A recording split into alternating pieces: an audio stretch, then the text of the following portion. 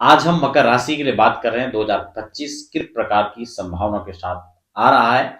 और जो बहुत बड़ी बात कि मकर राशि के लिए साढ़े साथी के वो दौर वो समय वो खत्म होने को जा रहा है। तो कैसे मकर राशि के लिए 2025 और ये जैसे ही शनि आपके साढ़े साथी के उससे पार करेंगे, राशि परिवर्तन करेंगे, मीन की ओर जाएंगे, तो किस प्रकार के स्वाभाविक परिणामों के साथ आप आगे बढ़ रहे होंगे, इसी को लेकर हम डिटेल में चर्चा करेंगे। और नए दर्शक हैं तो इससे पहले चैनल को सब्सक्राइब करके बेल आइकन जरूर प्रेस करें। देखिए मित्रों, यहां पर अगर हम आपकी राशि से बात करें तो जो परिवर्तन यहां पर दिख रहा है, ये परिवर्तन इसलिए भी खास हो जाता है क्योंकि शनि आपकी राशि से साढ़े साती के दौर को खत्म करके आगे बढ़ रहे हैं। और 25 में गुरु का भी परिवर्तन देखा जाए तो 3 चरणों में हो रहा है, जो कि वृषभ, मिथुन और कर्क राशि पर संचरण करेंगे।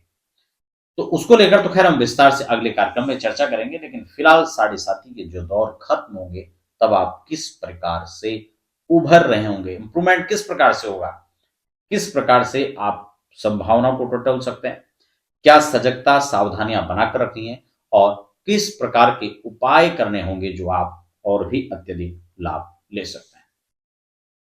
यहां पर मकर राशि को देखें तो अभी आपके धन भाव पर यानी द्वितीय हाउस पर शनि का गोचर है। समय बदलेगा, 29 मार्च होगा 2025, जैसे ही शनि यहां से अगली राशि की ओर ट्रांजिट करेंगे, यानी इस भाव को छोड़ करके यह आपके तृतीय भाव पर चले जाएंगे, मीन राशि पर चले जाएंगे। 30 साल के बाद में वो मीन राशि पर जा रहे होंगे। तो यहां पर जैसे ही तृतीय भाव पर जाएंगे तो शनि का एक स्वभाव है, वो तीसरे भाव के अंदर बहुत बेहतर रिजल्ट देते हैं। तृतीय भाव पर आपके पराक्रम, आपके परिश्रम को बढ़ा देते हैं। और तीसरे भाव पर शनि कारक कहे जाते हैं। गोचर के अंदर जैसे ये प्रभाव होगा, बड़े लंबी अवधि की जो थपेड़ थी उससे आप राहत पा रहे होंगे, उससे निजात पा रहे होंगे। तब 2025 के अंदर एक नया सवेरा होगा, एक नई शुरुआत होगी और वह शुरुआत आपको बहुत अच्छी स्थिति तक पहुंचाने के लिए होगी। बहुत सारी चीजों में इंप्रूवमेंट होने का एक शुभ समय होगा।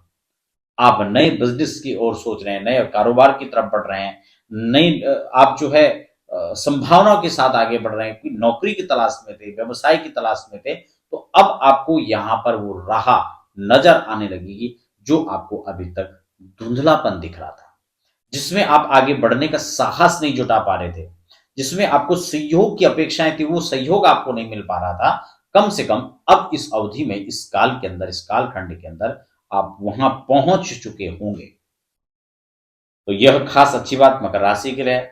7.5 साल कैसे शनि के साढ़े साथी का दौर निकला, वह परिश्रम आपने देखा, वह संघर्ष आपने देखा।